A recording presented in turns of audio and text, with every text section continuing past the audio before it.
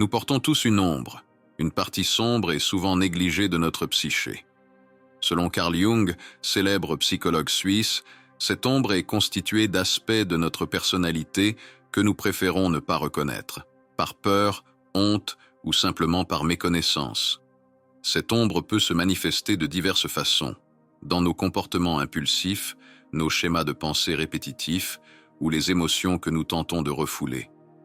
Le concept de l'ombre personnelle de Jung fait référence à ce que l'on ne veut pas être. C'est la part de nous-mêmes que nous préférerions ignorer, mais qui, paradoxalement, exerce une influence profonde sur nos vies. Non confrontée, cette ombre peut agir comme une force inconsciente, sabotant nos efforts et minant nos réussites sans que nous en soyons conscients. Elle devient un obstacle invisible mais puissant, nous empêchant d'atteindre notre véritable potentiel. Comprendre et intégrer cette ombre personnelle n'est pas seulement un voyage vers la connaissance de soi, c'est aussi un chemin vers la guérison et la croissance émotionnelle. En reconnaissant et en acceptant ces aspects sombres de nous-mêmes, nous commençons à transformer l'obscurité en lumière.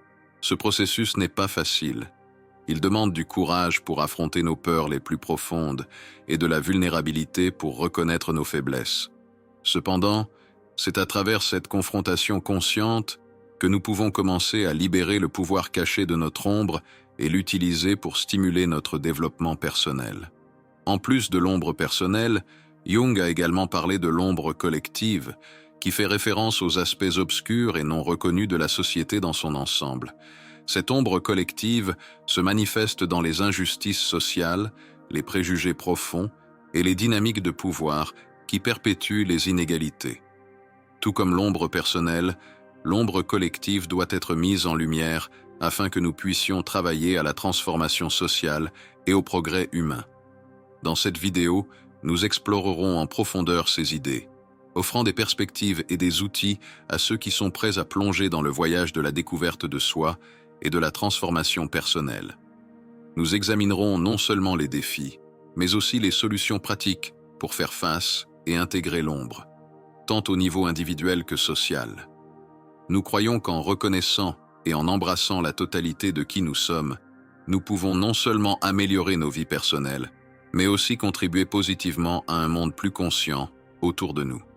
Joignez-vous à nous dans cette exploration et cette croissance. Découvrons ensemble comment illuminer ce qui est caché et transformer des défis apparemment insurmontables en opportunités d'évolution et de réalisation personnelle. C'est une invitation à ceux qui cherchent non seulement à comprendre, mais aussi à agir pour créer un avenir plus conscient et compatissant pour tous. L'ombre est comme une partie cachée de nous-mêmes, pleine de qualités que nous préférons ne pas montrer. C'est comme un coffre rempli de choses qui nous font sentir faibles ou que la société n'accepte pas. Parfois, sans le vouloir, nous laissons échapper quelque chose de grossier lorsque nous sommes nerveux ou sous l'effet de quelque chose comme l'alcool.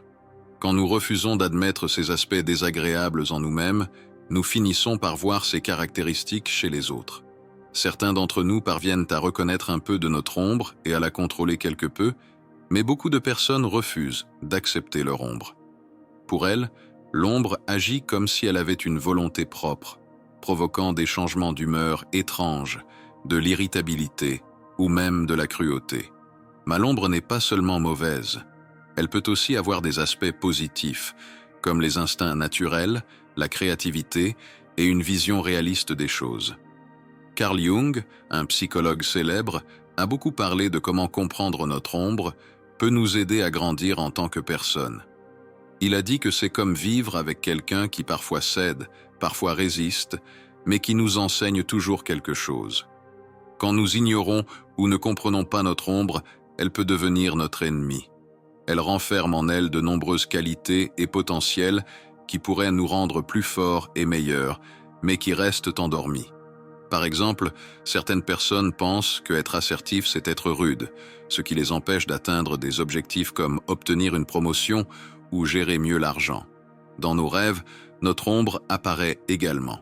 Parfois, elle nous montre nos côtés moins admirables, comme un juge intérieur qui critique tout ce que nous faisons de mal.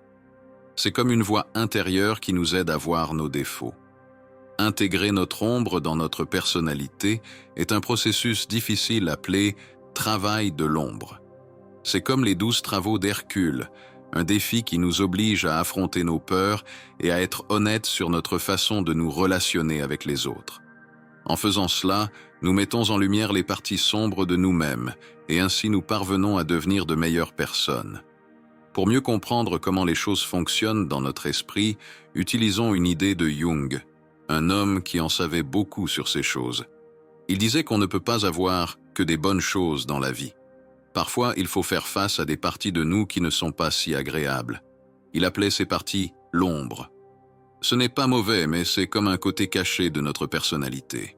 Imaginez que chaque personne a une boîte pleine de bonnes choses et d'autres moins bonnes. Jung disait que l'important n'est pas d'être parfait, mais de comprendre et d'accepter ces parties moins bonnes. Cela nous rend plus complets, plus entiers. Parfois, nous avons peur de regarder ces côtés moins agréables de nous-mêmes. Mais quand nous y faisons face, c'est comme si la vérité émergeait et nous nous sentions mieux.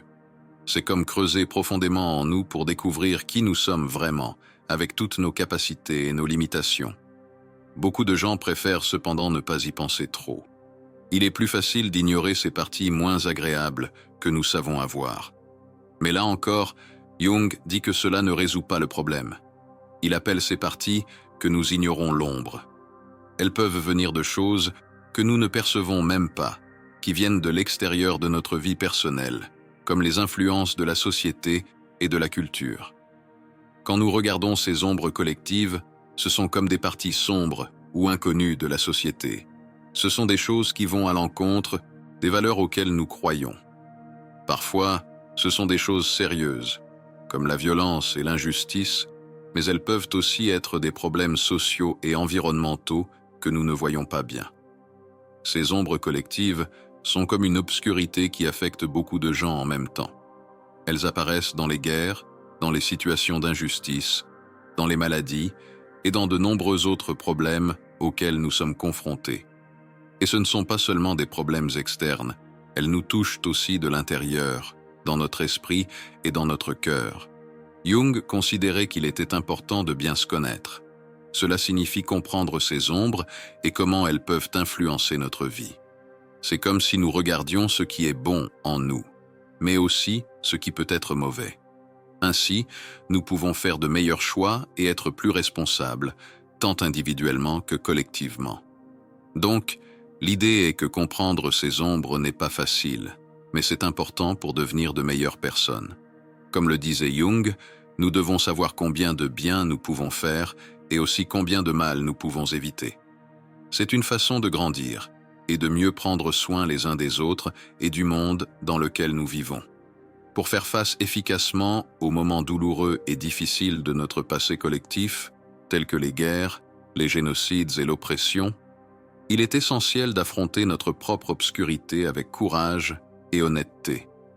Cela signifie non seulement reconnaître superficiellement les événements traumatiques qui ont eu lieu, mais plonger profondément dans les profondeurs émotionnelles et sociales qui les accompagnent.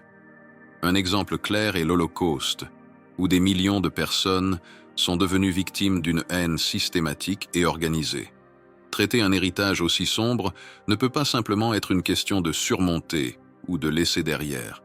Cela implique un voyage collectif et individuel pour confronter la vérité, aussi douloureuse soit-elle, et en tirer des leçons pour construire un avenir plus compatissant et équitable. Souvent, affronter l'obscurité personnelle et collective nécessite plus que simplement la reconnaissance. Cela nécessite une introspection profonde et un engagement à reconnaître les rôles joués par les individus et les sociétés dans les événements historiques. Cela implique d'écouter activement les voix des victimes, en permettant à leurs histoires d'être entendues et à leurs expériences d'être validées. De plus, le processus de confrontation de l'ombre collective implique de prendre des responsabilités. Cela signifie non seulement reconnaître les erreurs passées, mais aussi travailler activement pour réparer les dommages causés autant que possible. Cela peut inclure des formes de réconciliation, telles que des excuses publiques, des programmes de réparation, une éducation historique critique et une commémoration appropriée des événements traumatiques. Dans le contexte de l'Allemagne d'après la Seconde Guerre mondiale, par exemple, Il y a eu un effort continu pour confronter l'héritage sombre du régime nazi à travers une éducation rigoureuse sur les horreurs de l'Holocauste, des lois interdisant la négation de l'Holocauste et la construction de monuments et de musées rappelant les victimes. Ces mesures servent non seulement de rappel tangible du passé, mais aussi de sauvegarde contre la répétition de telles atrocités. Cependant, la confrontation de l'ombre collective ne se limite pas aux événements historiques lointains. Elle implique également de faire face aux problèmes contemporains d'injustice, d'inégalité et de violence qui continuent d'affecter les communautés à travers le monde. Cela nécessite le courage de défier les structures de pouvoir injustes, de reconnaître les privilèges non mérités et de défendre la justice sociale sous toutes ses formes. En fin de compte, en embrassant le courage de faire face à notre propre obscurité et à celle de notre société, nous pouvons contribuer à un monde plus conscient et compatissant. Ce n'est pas seulement une responsabilité individuelle, mais aussi un engagement collectif à construire un avenir où la justice et la dignité sont accessibles à tous. J'espère que cette expansion sur la confrontation de l'ombre collective et personnelle a été éclairante. Si vous avez aimé ce contenu, pensez à soutenir la chaîne par des likes, des commentaires et des partages.